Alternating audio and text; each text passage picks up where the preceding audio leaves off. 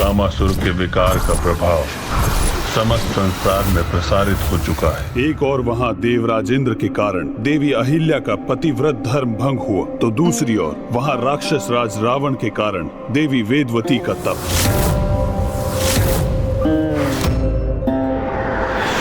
ओम श्री नारायण हरि। ओम श्री नारायण हरि। ओम श्री नारायण हरि। ओम श्री नारायण हरि। ओम श्री नारायण हरि। ओम श्री नारायण हरि। ओम श्री नारायण हरि। ओम श्री नारायण हरि। ओम श्री नारायण हरि। कौन है ये स्त्री जो मेरे समक्ष होते हुए भी नारायण के नाम का स्मरण कर रही है? ओम श्री नारायण हरि। ओम श्री नारायण हरि। अद्भुत सौंदर्य के धनी है ये सुंदरी। ओम श्री नारायण हरि। यहाँ तो अधिक प्रयास करने की आवश्यकता भी नहीं है मुझे, क्योंकि ये तो मेरे समान ही दुष्टता से भरा हुआ है। काम विकार तो इसमें पूर्व से ही है, मुझे तो मात्र उजागर भर ही करना है।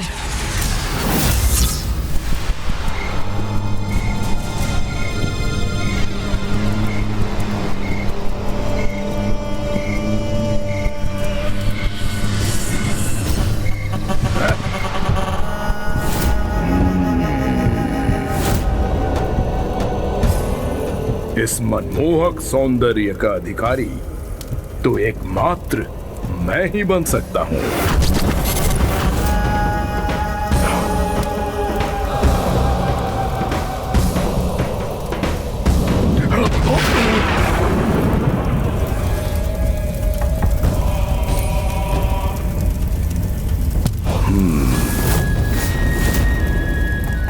अद्भुत, अत्यंत अद्भुत।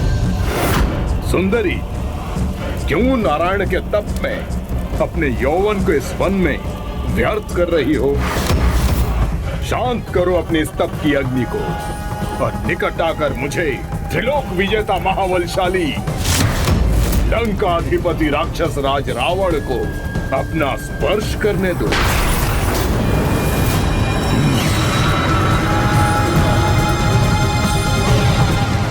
ये क्या? ये तो मात्र खड़ा होकर तप की अग्नि के मंद पड़ने की प्रतीक्षा कर रहा है, किंतु इस प्रकार मेरा प्रयोजन कैसे सिद्ध होगा? मुझे तत्काल कुछ करना ही होगा।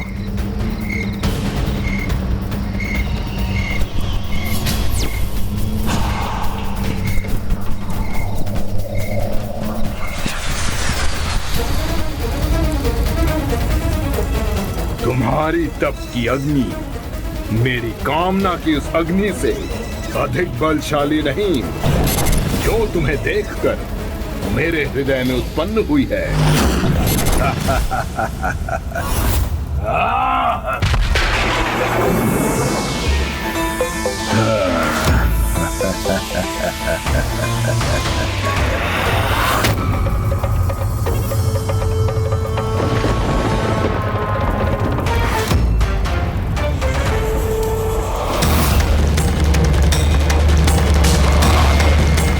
बार बार अनुरोध करने का अभ्यास नहीं है ये रावण को। चलो।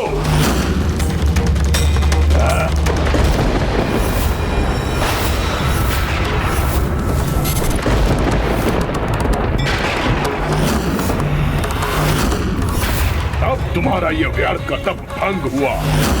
मेरे स्पर्श से आनंदित हो जाओ।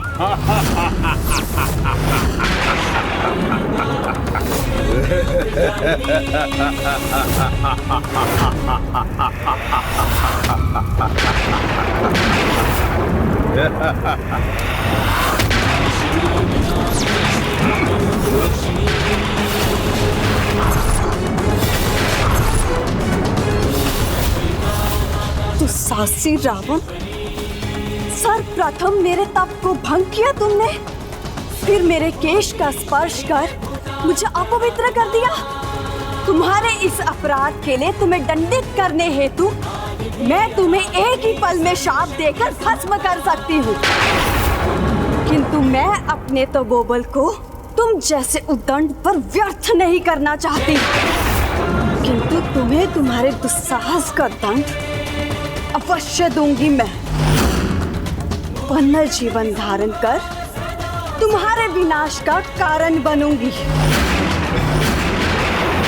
और ये जो काले केश तुम्हारे हाथ में है, यही तुम्हारा काल बनेंगे। नीच अन्यायी रावण!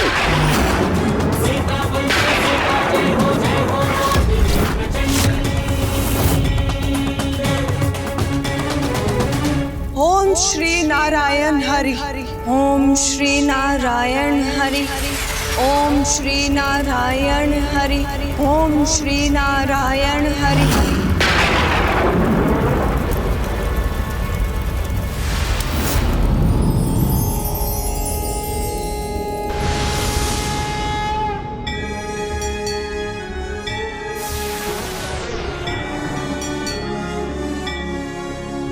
पुनर्जीवन धारण कर तुम्हारे विनाश का कारण बनूंगी। और ये जो काले केश तुम्हारे हाथ में है, यही तुम्हारा काल बनेंगे। नीच अन्यायी रावण! नीच अन्यायी रावण! इस प्रकार देवी वेदवती अपने देह और प्राण दोनों खोने पर विवश हो गई, किंतु रावण को इसका दंड भविष्य में तब प्राप्त होगा जब देवी वेदवती देवी सीता के रूप में पुनः प्रकट होंगी। अर्थात प्रभु, राक्षस राज रावण के भीतर समाहित उन विकारों में अभी भी सुधार नहीं हुआ। उनके कारण माता वेदवती को अपना अस्तित्व ही मिटाना पड़ा। हाँ गणेश जी, किंतु इस घटना में रावण के साथ साथ कामासुर का भी उतना ही दोष है, जिसने स्वयं को देवताओं और दानवों तक ही सीमित नहीं रखा। उसने तो महातपस्वी ऋषि मुनियों को भी प्रभावित करना आरंभ कर दिया है, जिसके कारण माता वेदवती का ही नहीं, राज ऋषि विश्वामित्र जी का भी तप खंडित हुआ। वो तप जो ऋषिवर ब्रह्म ऋषि की उपाधि प्राप्त करने के लिए कर रहे थे। जहां एक और ऋषि वशिष्ठ के समान ब्रह्म ऋषि की उपाधि प्राप्त करने की इच्छा से ऋषि विश्वामित्र अटूट तपस्या में लीन थे, वहीं देवराज इंद्र और अन्य देवताओं के मन में शंका उत्पन्न हुई कि कहीं ऋषिवर को ब्रह्म ऋषि की उपाधि प्राप्त होने पर देवताओं की प्रतिष्ठा कम न हो जाए और किसी कारणवश देवता ऋषिवर के अपार क्रोध के भागी न बन जाएं। इसलिए उन्होंने स्वर्ग की अप्सरा देवी मेनका को उनका तप भंग करने के लिए भेज दिया।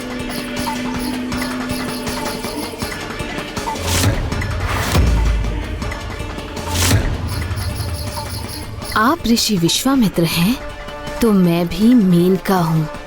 आपका तप तो मैं अवश्य भंग करूंगी।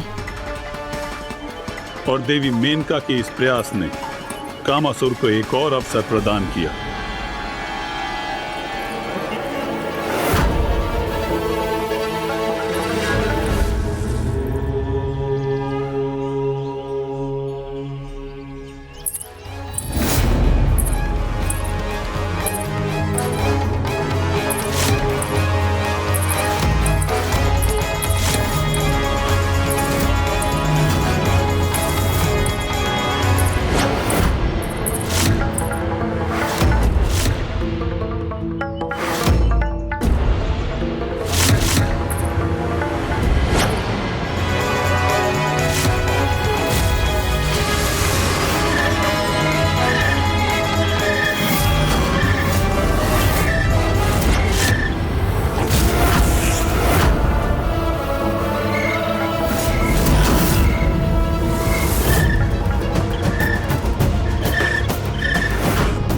आप कितने भी ध्यान में मग्न क्यों ना हो, किंतु काम विकार के प्रभाव से आपका ध्यान भंग होना ही होना है।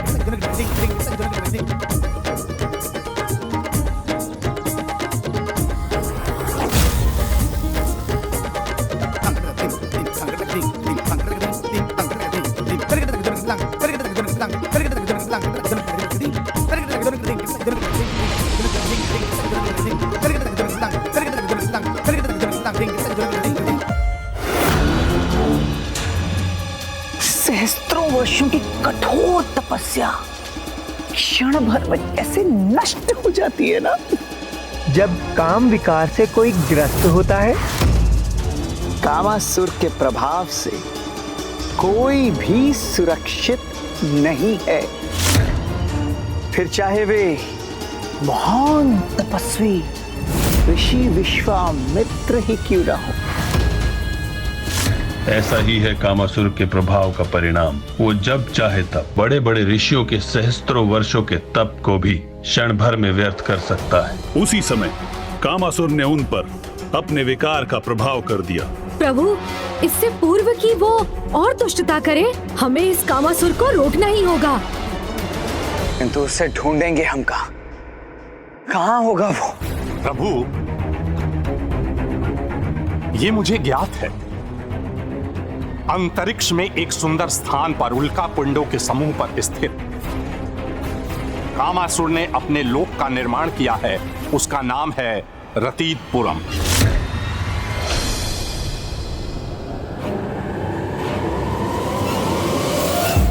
अपने किसी भी बड़ी सफलता का आनंद वहीं जाकर मनाता है कामासुर, इसलिए वो अवश्य रतीतपुरम में ही होगा। प्रभु, बताने के लिए धन्यवाद लोभासुर जी। प्रभु हेग्रीव स्वयं यहाँ प्रकट होकर हमें सचेत करने के लिए आपको कोटि कोटि धन्यवाद। किंतु अब आप निश्चिंत रहे प्रभु, वो कामासुर अब ना तो किसी देव, ना दानव और ना ही किसी ऋषि को अपने विकार से प्रभावित करने में सफल हो सकेगा। हे गुरुमूर्ति प्रभु, हमें आज्ञा दीजिए कि हम कामासुर को विफल करने का उपाय कर सकें। हमें आज्ञा दीजिए प्रभु। प्रणाम।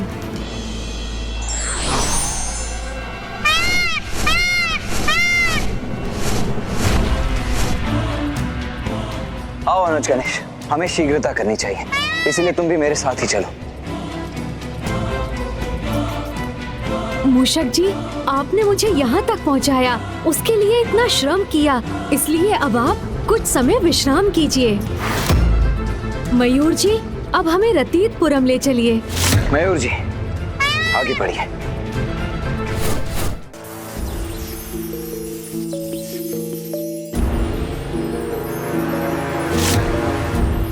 अब समय आ गया है अपने रतीतपुरम में आनंदोत्सव मनाने का।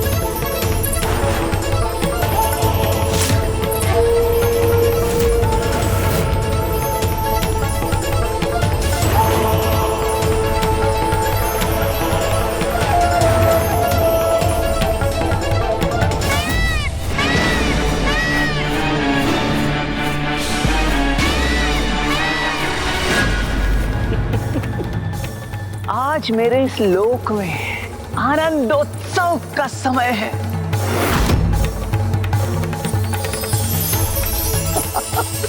आज मेरे कार्य का प्रथम चरण जो पूर्ण हुआ, इस समस्त संसार के प्रत्येक छोर में काम भावना रूपी विकार का बीज बोने में सफलता जो प्राप्त हुई है मुझे, अब तो बस पूर्ण रूप से उसका विस्तार करना बाकी है, और वो भी शीघ्र अति शीघ्र संपन्न होगा।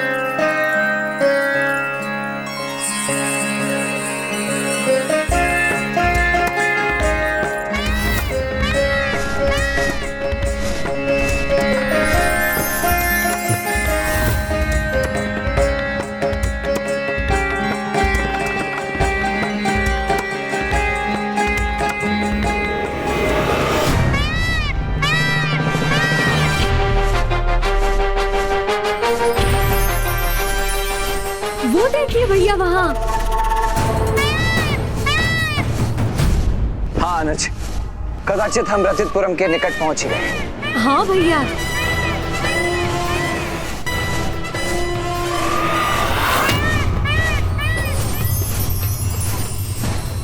कैसा विचित्र स्थान है ये, जिसके चारों ओर ये इंद्रधनुष से प्रतीत होने वाले सतरंगी चक्र हैं।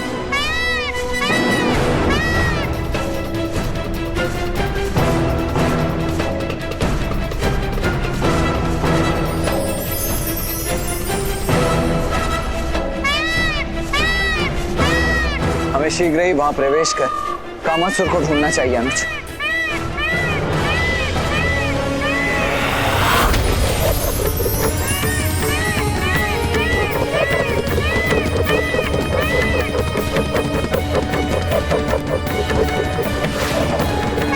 ये प्रकाश कण तो हम पर ही वार करने के लिए तैयार है। रुक जाइए भैया।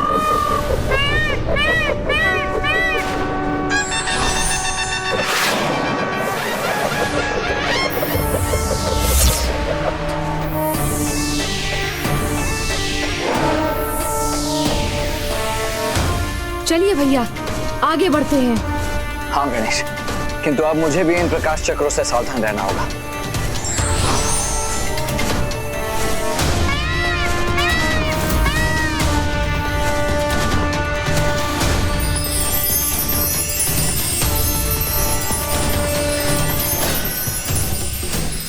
ये नील चक्र के अंश हमें आहत करने के स्थान पर हमारे चारों ओर एक घेरा क्यों बना रहे हैं?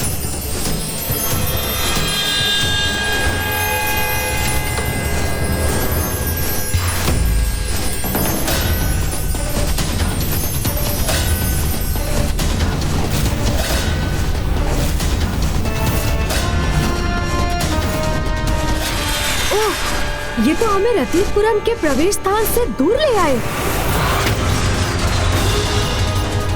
और प्रथम चक्र में जो रिक्तता तुमने उत्पन्न की थी वो तो पुनः भर गई अनुज, जिसके कारण हमारा मार्ग पूर्व की भांति ही बाधित हो गया है। मयूर जी,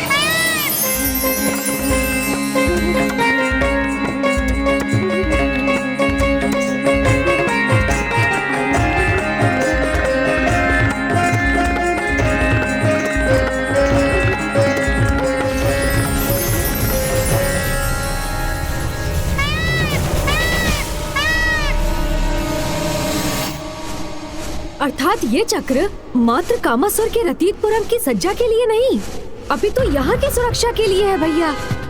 हाँ अनुज गणेश, और प्रत्येक बार जब भी हम भीतर जाने का प्रयास करेंगे, तब यदि हमारे साथ ऐसा ही हुआ तो हम तो यहीं स्थित रहकर रह जाएंगे।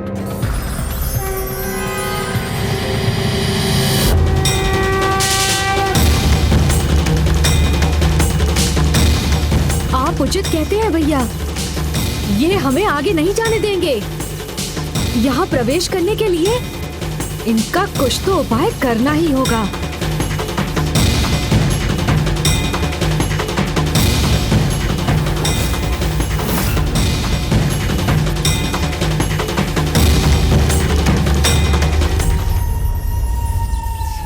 कामासुर तो अपने विकार का प्रयोग एक शस्त्र के समान ही करता है, और उसके द्वारा इस सतरंगी चक्र के निर्माण का भी इसी बात से अवश्य कोई संबंध है।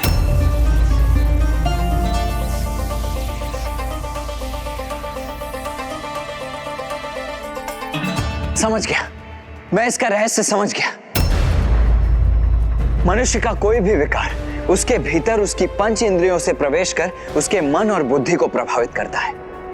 5 और 2 हुए 7। इसीलिए उसने अपने लोक की रक्षा हेतु इस सतरंगी चक्र का निर्माण किया है। अर्थात भैया, ये सतरंगी चक्र हमारी 5 इंद्रियां नेत्र, कर्ण, जीभा, नासिका और त्वचा, ये मन एवं बुद्धि से संबंधित है।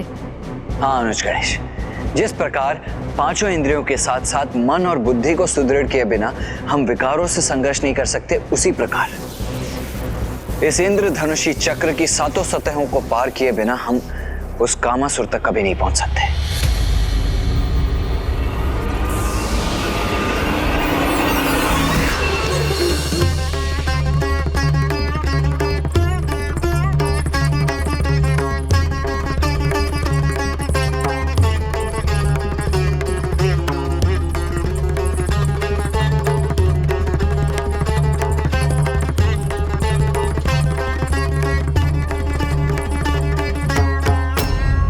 मात्र संगीत से उत्पन्न होने वाली नहीं, अपितु कामासुर के विकार की वाष्प है, जो धीरे धीरे समस्त ब्रह्मांड में फैल जाएगी और सारे जीव जंतु, चाहे वो पशु हो या मनुष्य, सब के सब काम भावना से ग्रसित होकर मेरे वश में हो जाएंगे। मैं कोई ना कोई उपाय तो अवश्य ढूंढूंगा भैया। उस दुष्ट कामासुर के इन सतरंगी चक्रों की सभी सतह को अवश्य पार करूंगा मैं, और उसे उसके काम विकार के विस्तार करने से रोकने पर विवश कर दूंगा।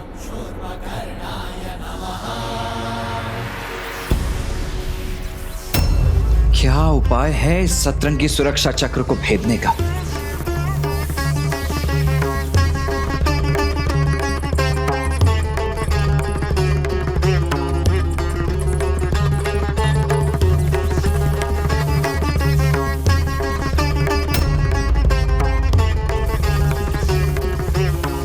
इस विचित्र संगीत के साथ इस रहस्यमयी वाष्प के विस्तार का क्या अर्थ हो सकता है भला?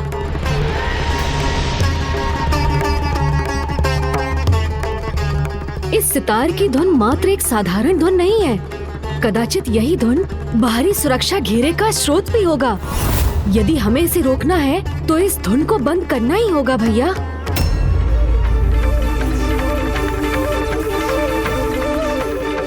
किंतु इस 7 सतह वाले सुरक्षा चक्र को नष्ट कैसे करें हम?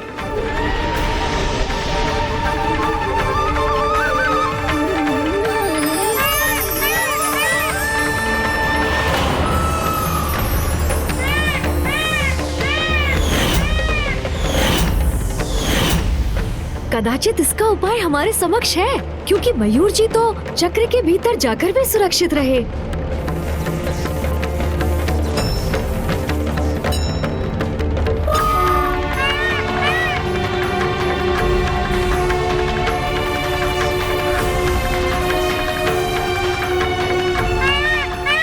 इसी कारण इस सुरक्षा चक्र की 7 सतहों के रंगों और मयूर जी के शरीर के रंगों में इतनी समानता है, क्योंकि मयूर जी इन विकारों को अपने भीतर प्रवेश ही नहीं करने देते, उन्हें ये बाहर ही रखते हैं।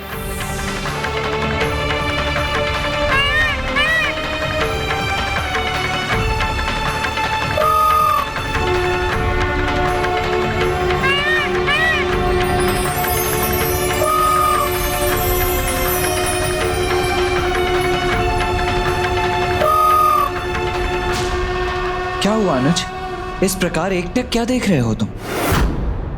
समस्या का समाधान भैया। कैसा समाधान? ध्यान से देखिए भैया। 5 इंद्रियों के साथ मन और बुद्धि, इन 7 पर नियंत्रण के एकमात्र प्रतीक है मयूर।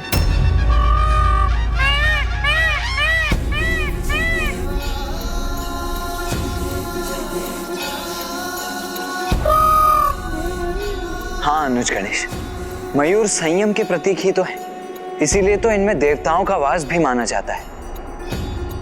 इनके ये 7 रंग 5 इंद्रियों के साथ साथ मन और बुद्धि पर भी नियंत्रण दर्शाते हैं। किंतु इससे हमारी समस्या के समाधान का क्या संबंध है अनुज? भैया, मयूर जी संपन्न है, वही 7 रंग इस सुरक्षा चक्र में भी हैं।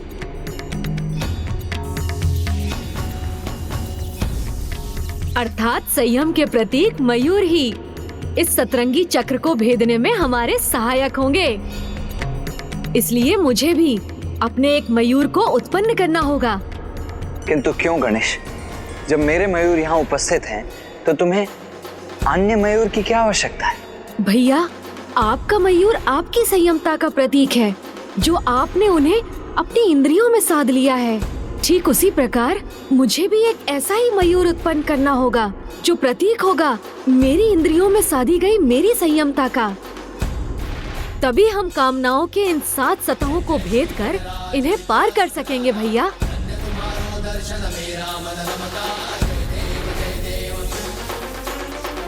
उचित है गणेश।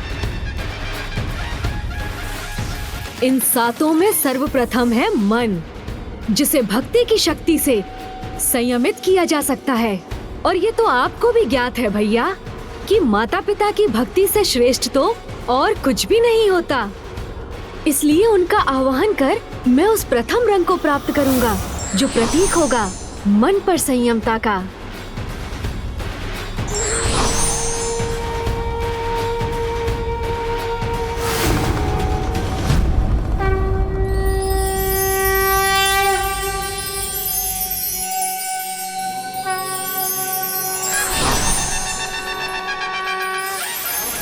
और दूसरी है बुद्धि, और बुद्धि को ज्ञान की शक्ति से ही संयमित किया जा सकता है। इसलिए भैया अब मैं माता सरस्वती और ब्रह्मदेव का आवाहन करूंगा जो मुझे द्वितीय रंग प्रदान करेंगे।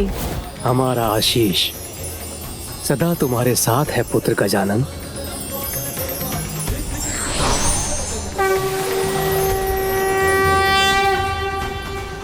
शेष 5 इंद्रियों में प्रथम है हमारे नेत्र, जिन्हें ध्यान शक्ति से संयमित किया जा सकता है।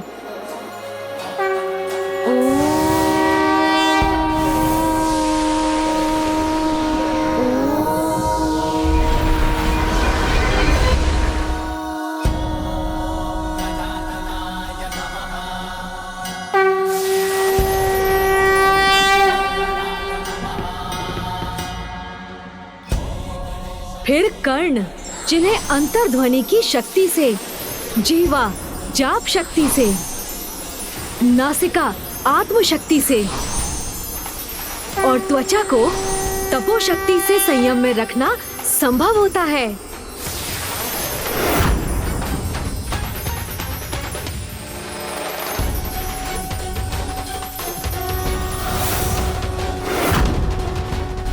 अद्भुत है पुत्र गणेश की बुद्धि। अपनी चतुराई के द्वारा ही गणेश ने 7 रंगों को प्राप्त कर लिया है स्वामी, जो प्रत्येक इंद्रियों पर विजय प्राप्त करने का प्रतीक है। और अब इन्हीं से गणेश अपने स्वयं का वाहन भी उत्पन्न करने वाले हैं, जो उन्हें कामासुर पर विजय प्राप्त करने में सहायता प्रदान करेगा।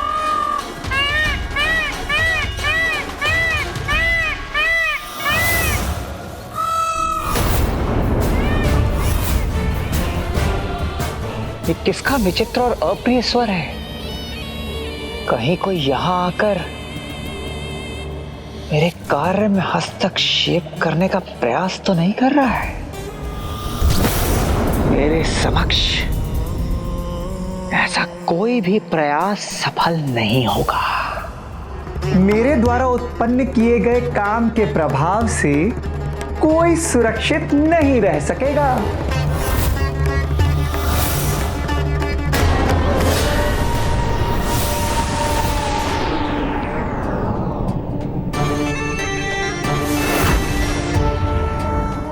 अब हमें भीतर प्रवेश करना चाहिए भैया, चलिए।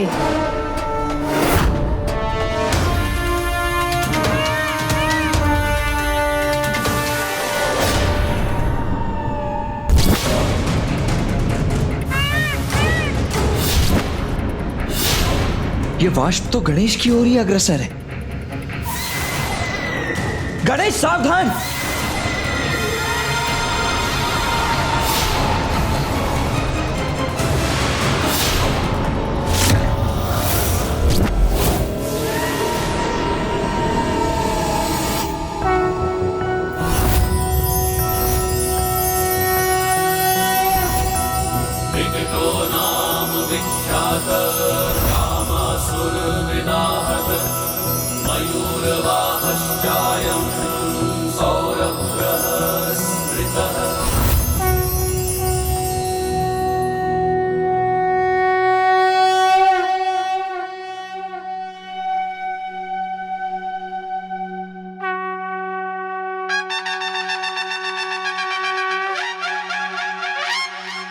इतनी विकट समस्या का भी इतना उचित समाधान प्रस्तुत किया है विकट अवतार गणेश ने। कदाचित उसे ज्ञात होना चाहिए कि विकट गणेश के पावन अवतार पर कामासुर के सभी विकार प्रभावहीन ही सिद्ध हुए।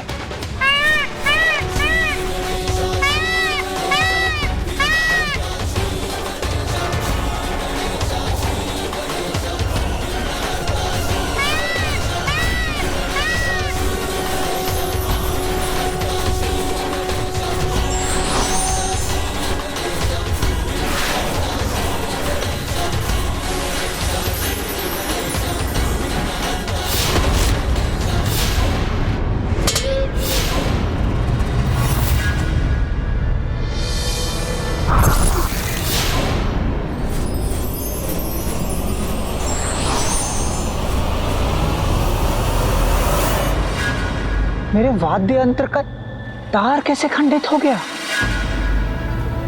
किंतु अभी अन्य तार तो शेष है। इन्हीं से अपना प्रबल प्रभाव उत्पन्न करूंगा मैं।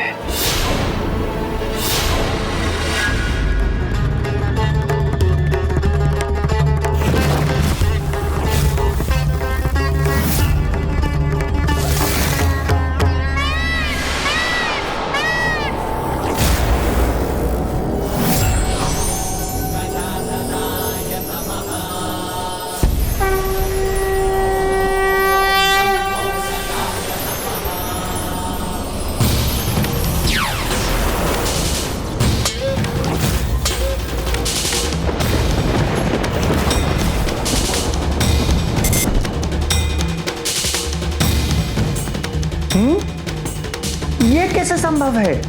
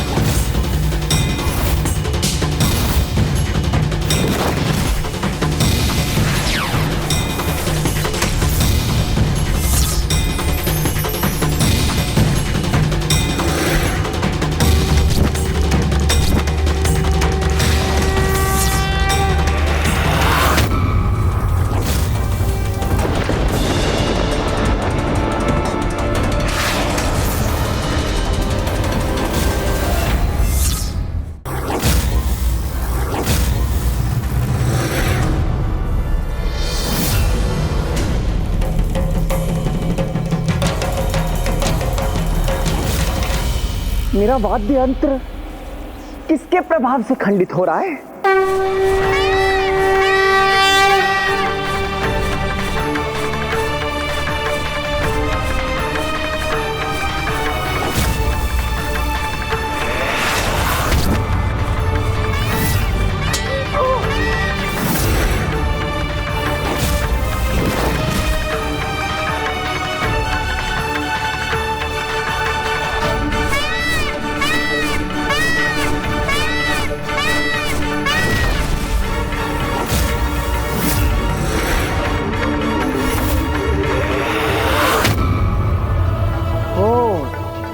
तो यहां तक पहुंचने में सफल हो गए।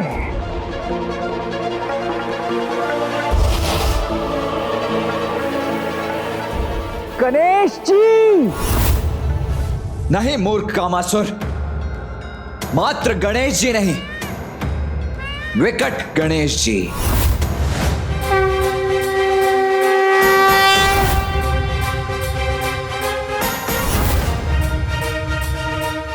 पुत्र गणेश का ये विकट रूप तो अत्यंत अद्भुत है।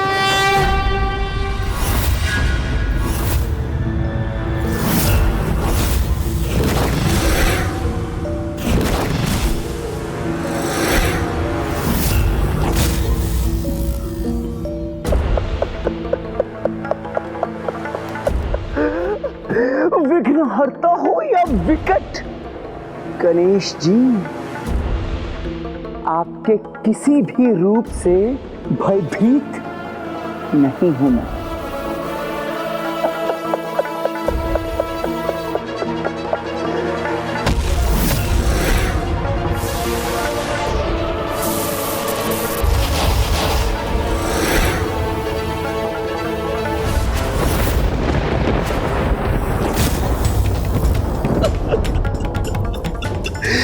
गणेश जी,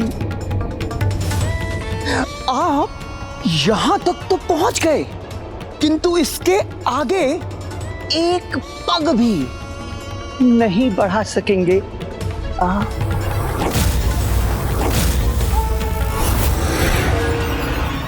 ये मार्ग तो विकट गणेश के लिए भी अत्यधिक विकट है। कामासुर, अपने विकार पर नियंत्रण रखो। तुम्हें पिताश्री शिव शंकर शंभू ने एक पिता की भांति यही समझाया था, किंतु तुम नहीं सुधरे। तो अब मैं तुम्हें चेतावनी देता हूँ, त्याग दो अपने कुटिलता भरे प्रयोजन को और धर्म के पथ का पालन करो। गणेश जी, पहचानिए मुझे, कामासुर हूँ मैं, और मेरे अस्तित्व का मात्र एक ही प्रयोजन है इस समस्त सृष्टि में, काम के विकार का विस्तार। और अब शीघ्र अपने इस विकार के विस्तार में पूर्ण सफलता प्राप्त होने वाली है मुझे। देखिए गणेश जी, देखिए किस प्रकार इस कामासुर की वाष्प इस समस्त पृथ्वी पर छाकर उसे प्रभावित करने वाली है।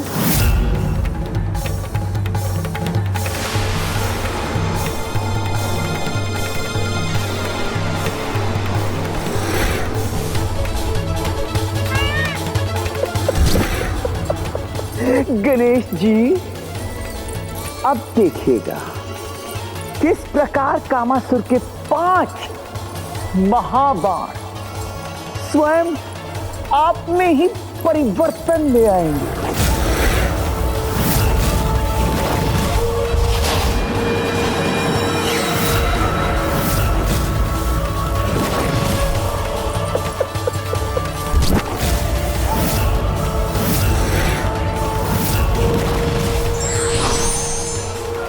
इस समस्त ब्रह्मांड में कोई भी आपकी रक्षा नहीं कर सकेगा गणेश जी। ये है मेरे नकारात्मक कामनाओं के 5 महाबाण।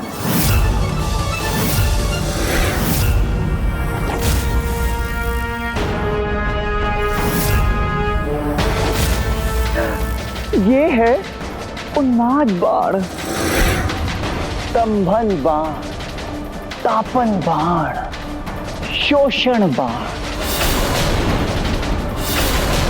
सम्मोहन बाण। ये वो मायावी बाण हैं जिनके प्रभाव से देवता भी मुक्त नहीं हो सकते। अब न स्वयं आप और ना ही कोई अन्य आपकी रक्षा कर सकेगा।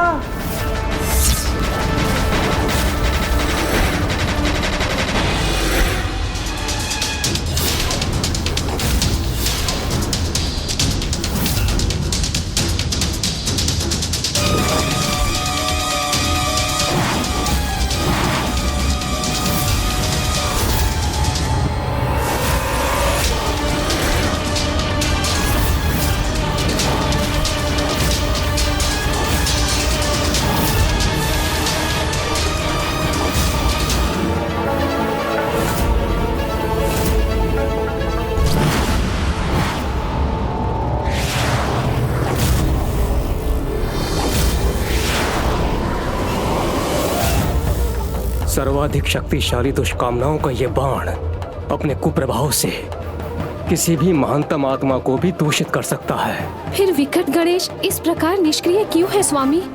इन्हें नष्ट करने का कोई प्रयास क्यों नहीं कर रहे हैं?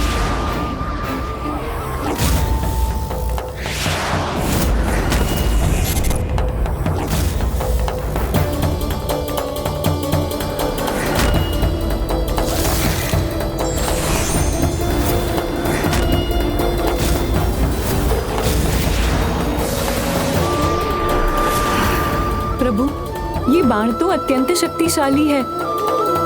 ये इतने शक्तिशाली हैं कि गणेश के भीतर की समस्त अच्छाई को नष्ट कर उसमें सर्वाधिक अनुचित कामनाओं को उत्पन्न कर सकते हैं। फिर भी विकट गणेश उन्हें रोकने का कोई उपाय क्यों नहीं कर रहे हैं? अब ये देखने के लिए तत्पर हो जाइए कि मेरे बाण कितने घातक और विनाशकारी हैं। पुत्र गणेश युद्ध क्यों नहीं कर रहा है? इन बाणों को नष्ट क्यों नहीं कर रहा है वो? क्योंकि गणेश को ज्ञात है कि कामासुर द्वारा साधे गए बाण अस्त्र नहीं, नकारात्मक काम भावनाएं हैं जिन्हें अस्त्रों से नष्ट नहीं किया जा सकता। अनुज गणेश, शीघ्र ही कुछ करो, रोको इन बाणों को।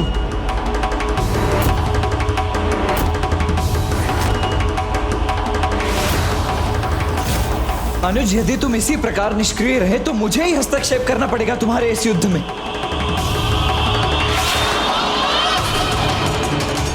अनुज गणेश!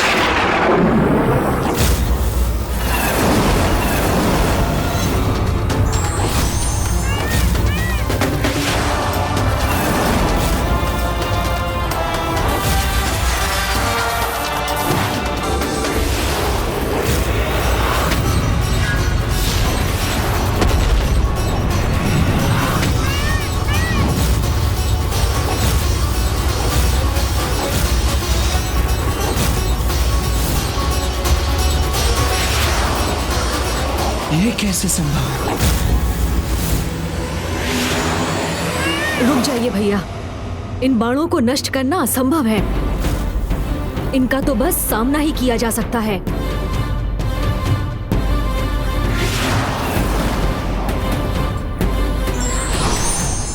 तैयार हो जाइए गणेश जी।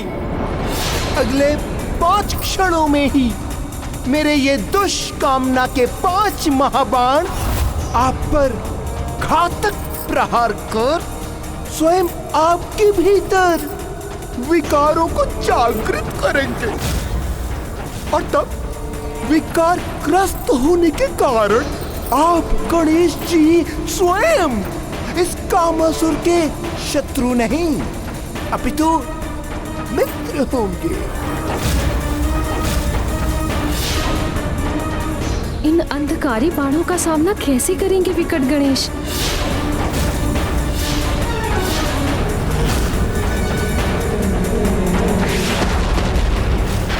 गणेश! पुत्र,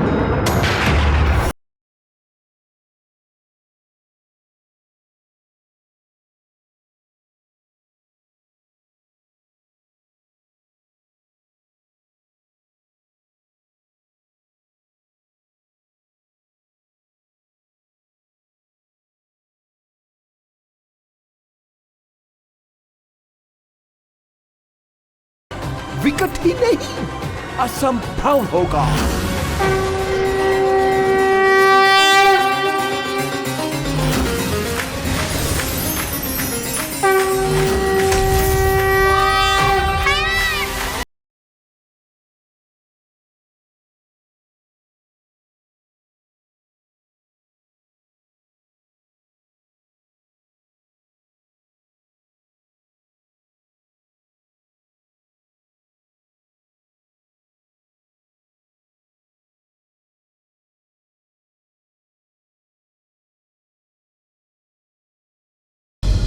असंभव, असंभव है ये। तो मेरे उन बाणों का प्रभाव क्यों नहीं हुआ इन पर? तुम्हारे इस प्रश्न का उत्तर मैं देता हूं कामासुर, क्योंकि गणेश स्वयं परम ब्रह्म है, इसीलिए उन पर किसी भी प्रकार के विकार का कोई भी प्रभाव कैसे संभव है? ब्रह्म रूपाय विष्णु रूपाय ते नमः, नमस्ते रुद्रारूपाय करिरूपाय ते नमः, विश्वरूप स्वरूपाय नमस्ते ब्रह्मचारिणे, भक्त प्रियाय देवाय नमस्तुभ्यं विनायक। और उसके अतिरिक्त गणेश का बाल सुलभ स्वभाव, जो अत्यंत सरल भावनाओं से संपन्न है, निष्कपट एवं निर्मल हृदयी बालक, अंधकारी कामनाओं एवं विकारों से सदा मुक्त रहते हैं। इसीलिए जो जीव अपने जीवन काल में बालकों के समान निश्चल रहते हैं, वो सदैव दुष्कामनाओं एवं विकारों से सुरक्षित रहते हैं। किंतु अब ऐसा कदापि संभव नहीं, क्योंकि इस कामासुर के विकार समस्त पृथ्वी पर फैलकर वहां के सभी जीवों को प्रभावित करेंगे। फिर चाहे वो बालक हो या वृद्ध ऋषि, देव हो या दानव, सब के सब दुष्कामनाओं से ग्रसित हो जाएंगे। और जब अपने तप के उपरांत हमारे महानायक भंडासुर जी सर्वत्र अपना आधिपत्य स्थापित करेंगे, तब वे मेरी इसी सफलता से प्रभावित होकर मुझे ही अपना सेनापति नियुक्त कर लेंगे। नमः शिवाय, ओम नमः शिवाय, ओम नमः शिवाय। ना भंडासुर की इच्छा पूर्ण होगी और ना ही तुम्हारी कामासुर।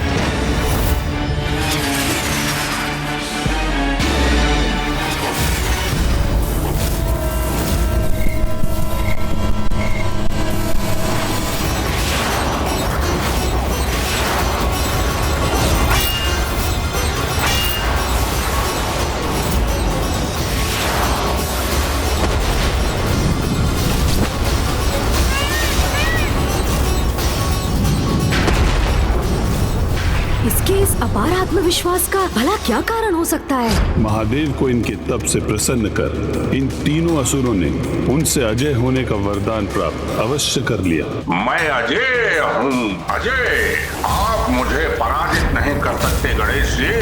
हम भूल रहे हैं भैया, लोभासुर की भांति कि पिताश्री से अजय रहने का वरदान तो इसे भी प्राप्त है। क्या हुआ? रुक क्यों गए? पुनः प्रयास कीजिए, आपके सभी अस्त्रों के उत्तर हैं मेरे पास। किंतु मेरे कामास्त्र को रोकने का उपाय नहीं है आपके पास।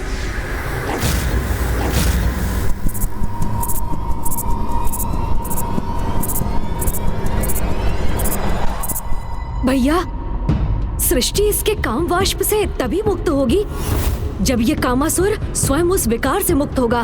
किंतु गणेश, जिस विकार से इसका जन्म हुआ है उसी विकार से इसे कैसे मुक्त करें हम?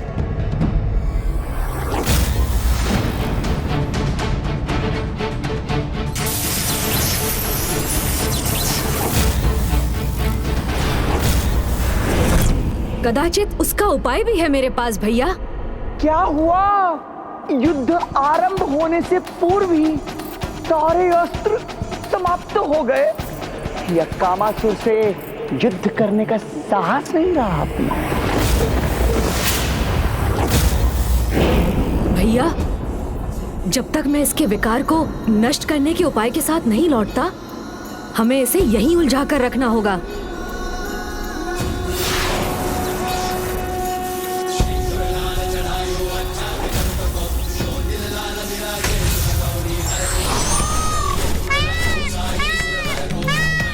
अद्भुत है गणेश की लीला।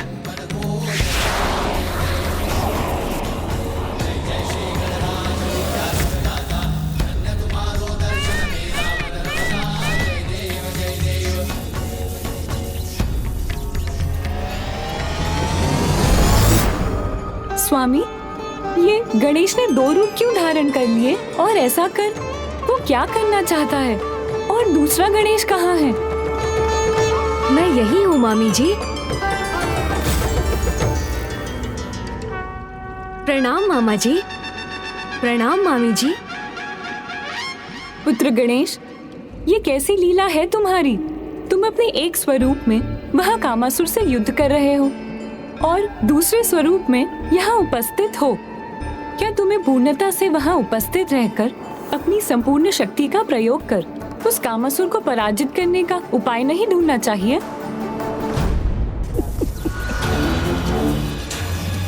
मुझे इस कामासुर को अपने बंधन में बांधकर नहीं रख सकेंगे आप गणेश जी।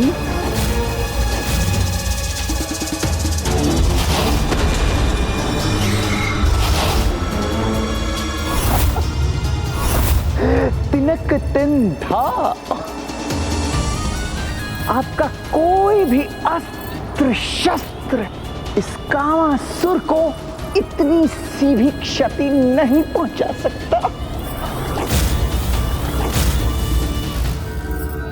ये तो आपको भी ज्ञात होगा मामा जी कि पिताश्री से अजय होने के वरदान के कारण कामासुर को युद्ध में पराजित नहीं किया जा सकता, किंतु उसके काम रूपी विकार अर्थात उसकी शक्ति को अवश्य पराजित किया जा सकता है। उसके लिए ही मैं सहायता प्राप्त करने यहाँ मामा जी के समक्ष प्रस्तुत हुआ हूँ। किंतु पुत्र गणेश, मैं तुम्हारी सहायता किस प्रकार कर सकता हूँ? प्रभु कृपा कर आप मुझे अपने मोहिनी रूप के दर्शन प्रदान कीजिए।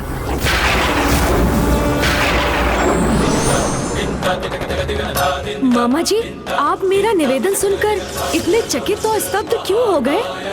मुझ पर इतनी कृपा कीजिए मामा जी, अपने मोहिनी रूप के दर्शन दीजिए मुझे।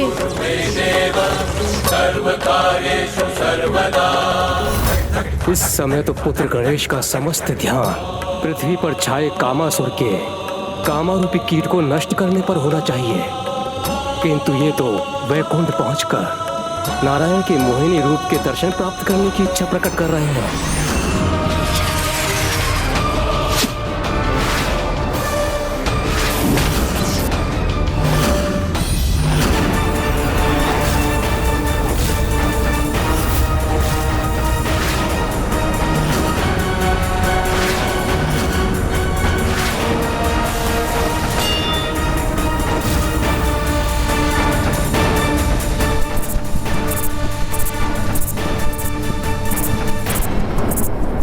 अब अधिक समय नहीं है हमारे पास।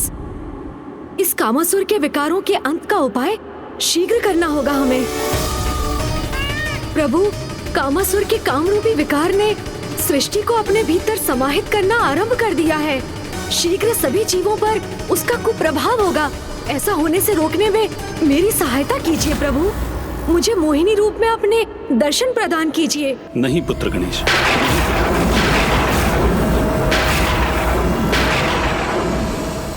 पूर्व में जब मैंने मोहिनी रूप धारण किया था तब कामासुर उत्पन्न हुआ था। मुझे चिंता है कहीं? मेरा विश्वास कीजिए मामा जी, आपकी चिंता का कोई कारण नहीं, किंतु अब इस महासंकट को रोकने हेतु मेरे पास अधिक समय नहीं है, इसलिए मुझ पर ये कृपा कीजिए, मेरी सहायता कीजिए मामा जी।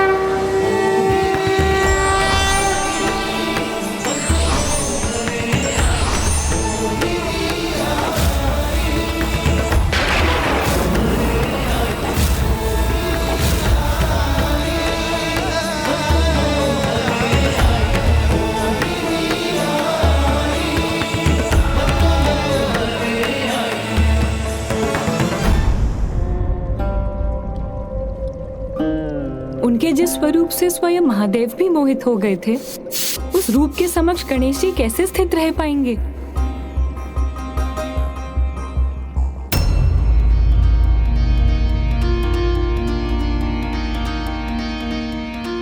प्रणाम माता।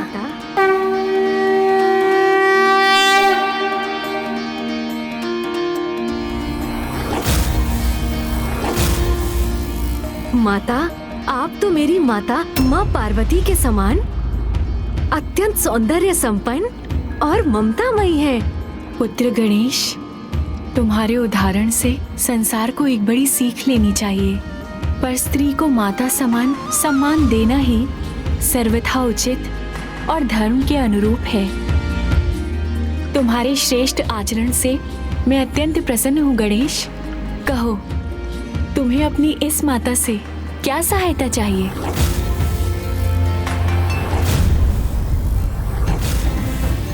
माता, काम विकार के साथ कामासुर के जन्म के पीछे आपका ही ये स्वरूप था। इसलिए अब उसके विकार का अंत भी आप ही कर सकती हैं माता। अनिच्छा से मैं उस विकार के जन्म का कारण बनी और अब वो कामासुर में परिवर्तित हो चुका है और अब मैं वो उपाय प्रस्तुत करूंगी जो काम के विकार को नष्ट भी करेगा।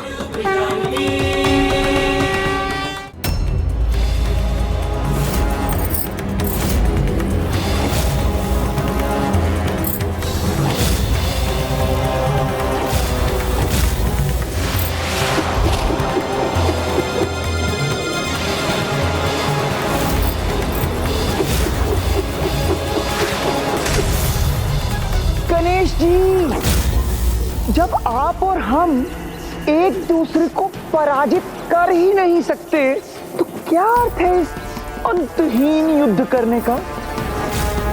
जिस प्रकार कामासुर का काम विकार इस अधिकांश पृथ्वी को निगल गया है, ठीक उसी प्रकार क्यों ना मैं भी आपको निगल जाऊं।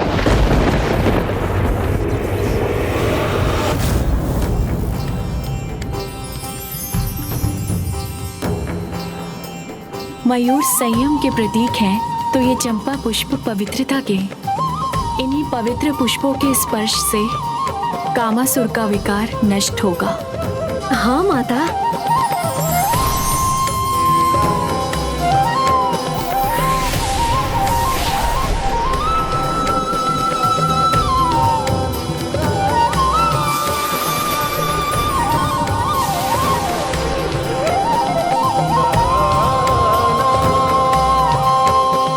कामासुर, अब तुम्हारे साथ संपूर्ण सृष्टि से काम विकार के मिटने का समय आ गया है।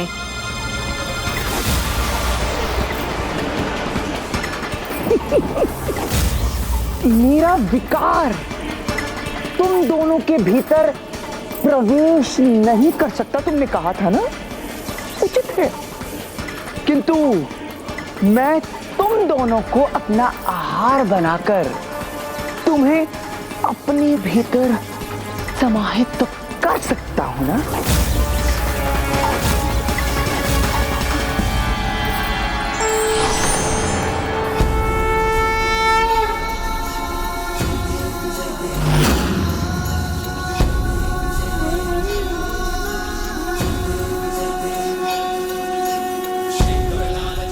अंततः गणेश इसके काम को पराजित करने का उपाय ढूंढ ही लाया है।